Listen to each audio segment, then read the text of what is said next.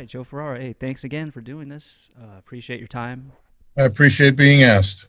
Just off the bat, I was curious, the name Atlantis Fantasy World. Like, how did that come about? And I noticed your logo too. Like, what's the story behind that? Well, I will tell you.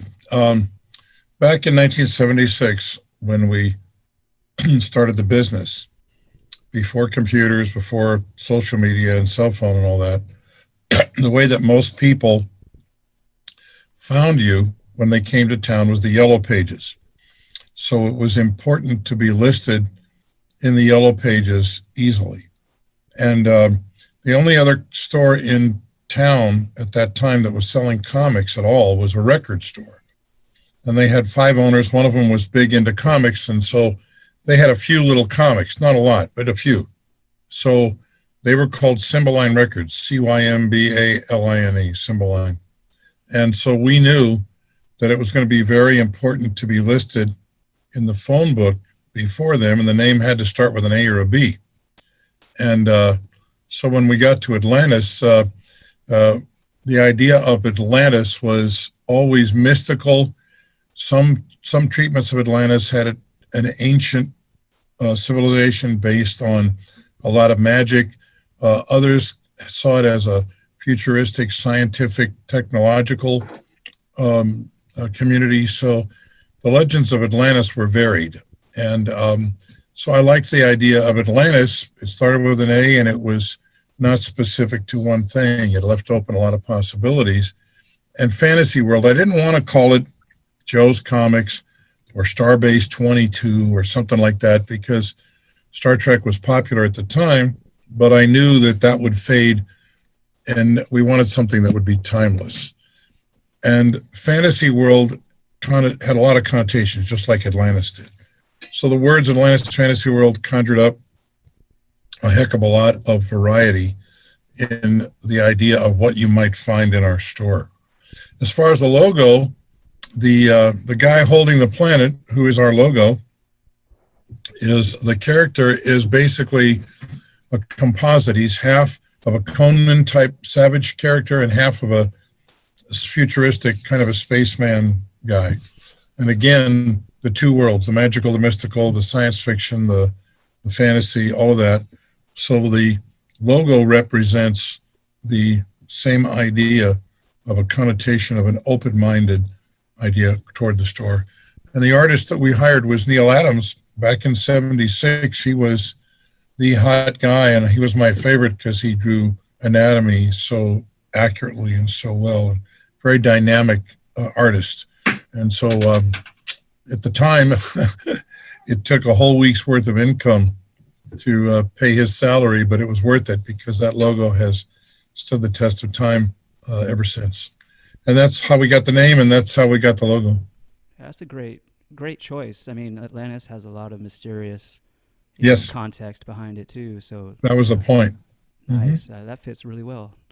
Uh, let's see, Joe. I was kind of curious too as to in your experience in this industry, the comic book industry, uh, like in your view, like do you see like how do you first of all how do you see that the industry has changed like from when you started uh, selling books and such?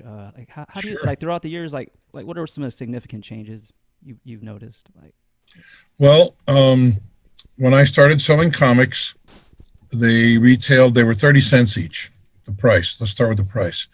Comics were 30 cents. They went up in price over the years incrementally in very small amounts, 30, 35, went to 40, 50, 60, 75. They made the jump to $1 and they went on. So obviously the price of everything has gone up in that time.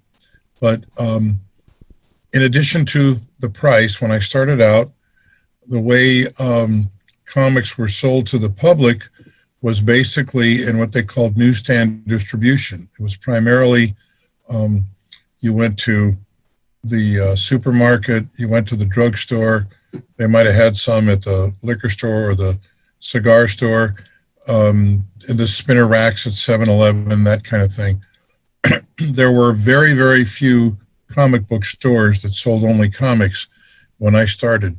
And the distribution changed quite a bit. So the price of comics has changed, the content of the comics has changed, and the distribution of the comics has changed. So let me start. We talked a little about the pricing, and the formatting and content has changed. So let's really quickly, distribution. When I started, the way I got comics was to buy them from every county had a distributor. Just the same people that sold them to the 7-Elevens sold them to me. And the idea was the comics were the direct market, as we call it, the comic book stores.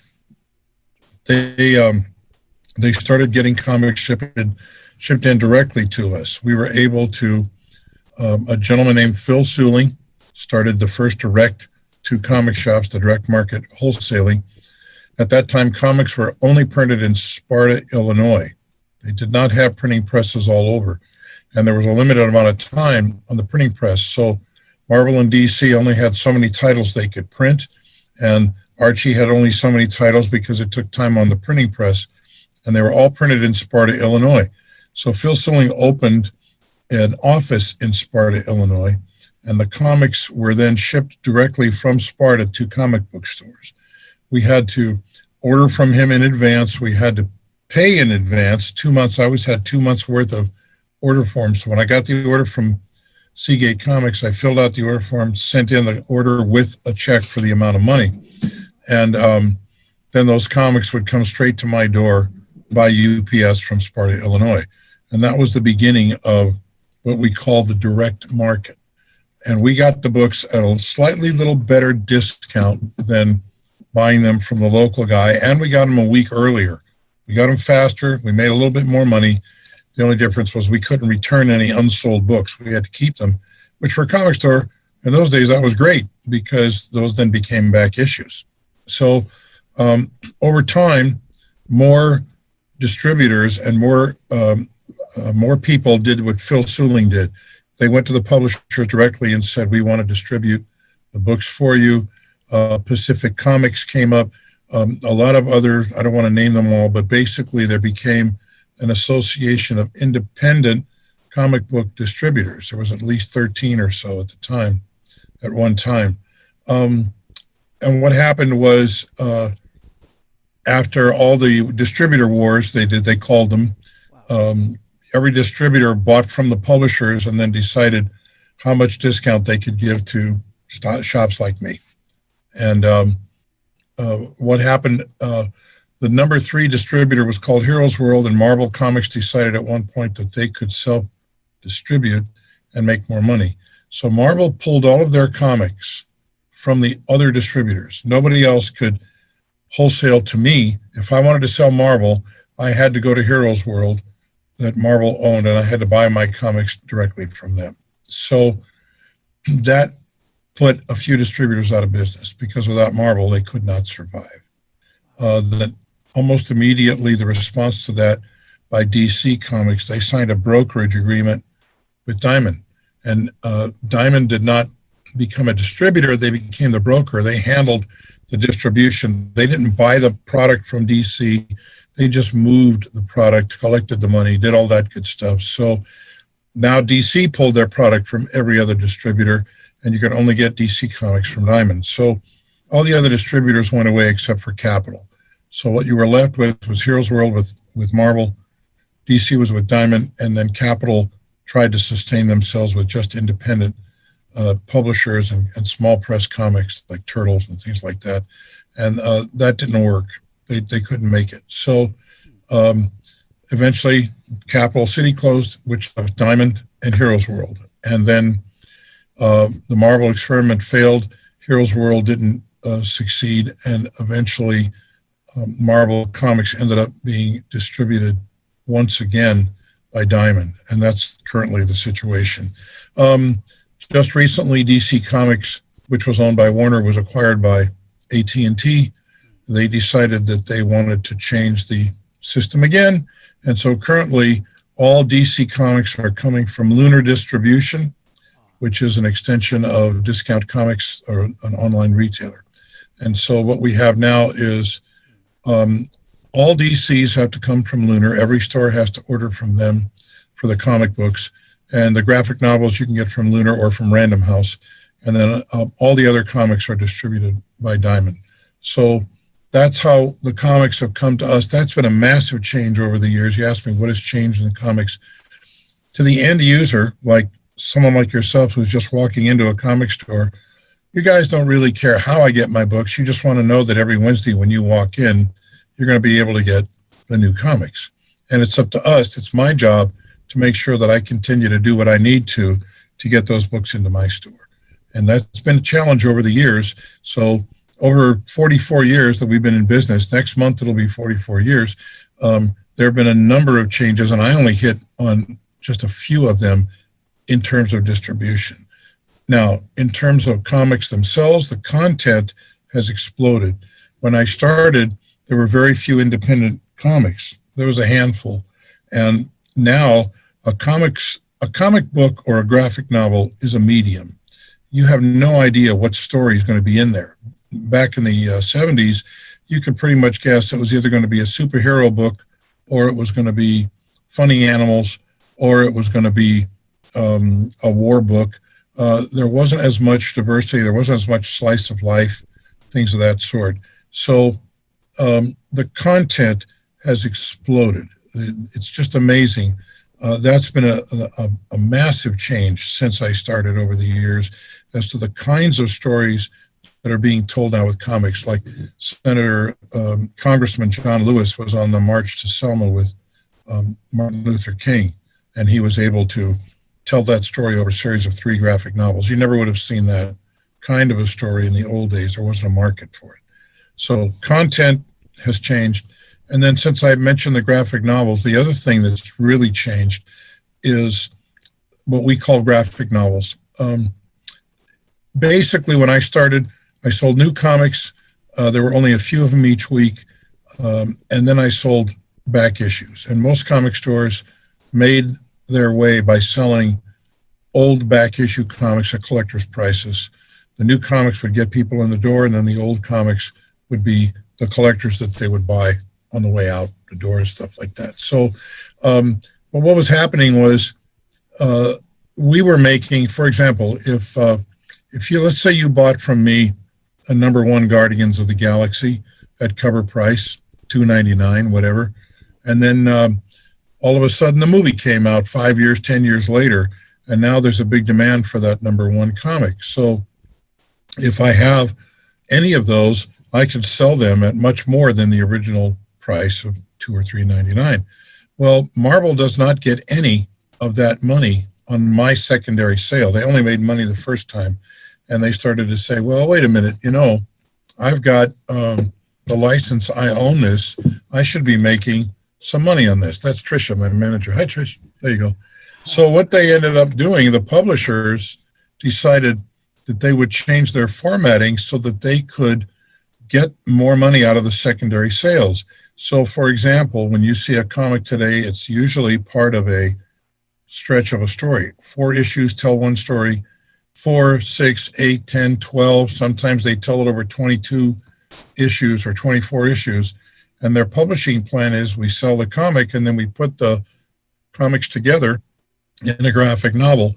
So now those comics can be sold not just as comic books in a comic store, but once they're a book in a graphic novel format, everybody who sells books online, Amazon, bookstores, everybody has access to those. So now you don't have to go just to a comic store and pay a collector's price for a back issue. You can buy the story you want to read in a graphic novel. So the explosion of the graphic novel as a format has been a massive change. And over the last 15 years in the regular bookstore market, that has been the largest growing category. You can't find a bookstore on the planet that doesn't have a good graphic novel section anymore. It really did make a big difference. So price, content, distribution, and format. The format of graphic novels has changed things tremendously. Nice. Sounds like an all-around transformation there. Oh, Uh, right on. quite a lot of change. Nice. Nice, Joe. Did you see a lot of back issues sell since Marvel released all those movies? Have you noticed like a lot of people coming back to the, you know, comic book format or checking out some back issues and sales go I up? will say yes. Nice. The Nice. difficulty with that, let me put it this way. Comic stores have always had two sides to our business, the collectible side and the entertainment side. When I started out, I was more or less a seller of collectibles. The back issues were what I sold the majority of because, as I said, there weren't that many new comics. And we were buying collections all the time. In the 70s, when I bought a collection that was, 20 years old or 30 years old, that meant the comics were from the 40s to the 50s. Now they're from the 80s and the 90s and the 2000s. Well, in the 40s and 50s, people were not collecting comics. They were reading them like the newspaper and tossing them. So they became more valuable now. But in the 80s, 90s, 2000s, everybody collected them, bagged them, kept them in mint condition. So when we buy a collection now, you don't see rare comics. We see the same comics that everybody from those years bought the same stuff. Now, what I will tell you is, as the movies came out and became more popular, yes, nobody thought Guardians of the Galaxy was going to be a good movie. When we first heard about it, we went, boy, that's going to be a stinker. And little did we know they were very creative, and because of the popularity of the movie, the first appearance of Rocket Raccoon has skyrocketed if you happen to have that comic. But again, it has skyrocketed because it's pretty hard to find. Second appearance in a Hulk is hard to find. So $100 for a book that we used to sell for 50 cents. We're not making a lot of money because there are not a lot of those comics out there. We get lucky once in a while. We buy a collection and there's that book in the collection. The majority of the collection is very average stuff that's going to sell for $1 or 50 cents for $4 at the most. But once in a while you get a jewel. So over the years, the other thing that's changed in my store is that we have moved from being sellers of collectibles to sellers of entertainment. Now, there are still stores in business that focus on the collectibles. And you have to have a pretty good bankroll to buy books that you're going to sell. You have to buy them for thousands and sell them for thousands or tens of thousands. And we don't have the population in Santa Cruz to sustain that. So there are other guys that emphasize that. For us, collectible comics makes up about 8 to 10% of our income. When we sell out of a graphic novel, we can pick up the phone and call Diamond or someone and get the book back in, or Random House. When you sell the first appearance of Rocket Raccoon, you can't pick up the phone and ask somebody to send you another one. You don't know where they're at. They're in a collection somewhere. So we still sell back issues. There is interest in comics. And then people speculate if they hear there's going to be a new movie or a new series on HBO or something like that, they'll come in and they'll want to buy that first issue of that series, hoping that that's going to be the next Walking Dead or something of that line. We don't encourage speculation. We let people decide on their own what they think might. It's like playing the stock market. You buy what you think might be good down the road. But I always tell people, buy what you're going to enjoy reading. And then if it's worth something, you get a double whammy down the road. Nice. Does that make sense? Oh yeah. Good. It's just you said like how Marvel and DC sort of just minimize their workflow and distribution. Did that help you like run your store more efficiently? Like when Marvel and DC decided to just cut out a lot of the other distributors? No, actually, it made it harder because think about this.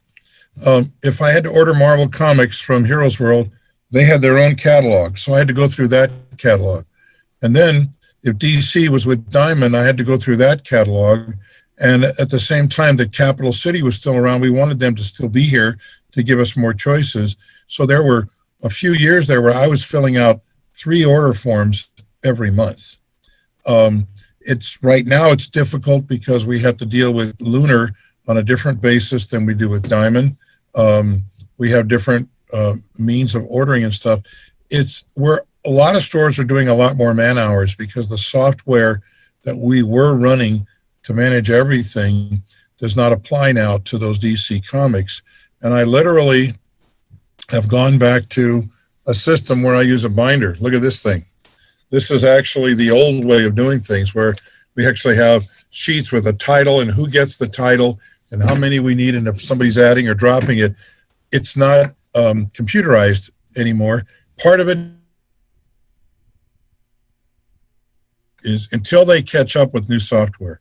So in some ways, it's made it more difficult as things became more fragmented. We would rather not have to put in as many man hours to get to the same result, which is get the right number of books on the rack for our visitors. Interesting. Mm-hmm. Let's see, just another quick little on the distribution thing. Sure. I'm just kind of curious, Joe. Do you see any like opportunities in digital distribution in your current business model, or do you see like or how do you feel about digital distribution? Well, we're talking digital versus the print comics. Yes, sir. And I will always think that there will be a desire for print comics. A lot of people want the tactile experience. They want the book in their hand. They want to turn the pages. There are some people who like digital. There are other people who told me that they don't like it. They've tried to read a book on a Kindle or this or that. Basically, the growth in digital has not been as much as in the printed form. Now, that may change.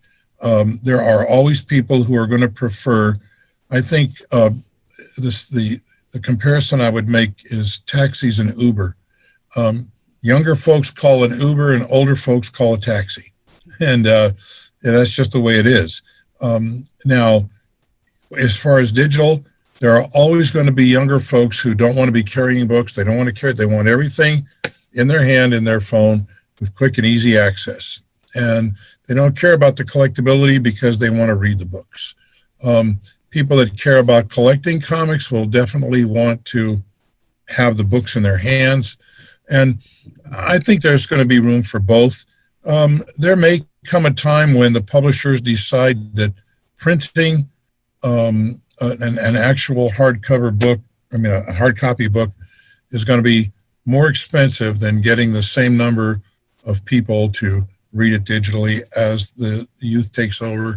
Who knows where we're going in the future, but Will Eisner always said, I never forgot it, he said, no technology replaced another one. He said, when television came out, they thought it was going to wreck the movies, that people wouldn't have to go to the movies because they were going to sit at home and watch their entertainment. And, that did not come true. When TV came out, they thought it was going to kill radio. They thought nobody would listen to the radio anymore, and radio's still going as strong as ever. So no technology gets replaced. It might not be as strong as it was. There may not be as many people listening to the radio because they have more choices. Or look at digital or streaming TV now, and how many movie channels, Netflix, all that stuff, when you have so many choices and so many platforms. But as far as comics goes, I do believe there's always going to be room for the print comic. I know we're going to always be selling comics, even if they're not always new. There's going to always be interest in old comics. So make way for the new stuff, but don't forget about what got us here, good old comics. The digital platform allows independent creators to get their work out there without having to go to a printer and spend the money to do all of that. So it has opened the doors for a lot of individual creative people who are not bankrolled with a lot of money to be able to get their books seen in the public. And then some guys have been able to transition from digital only to getting the book actually printed. So you never know.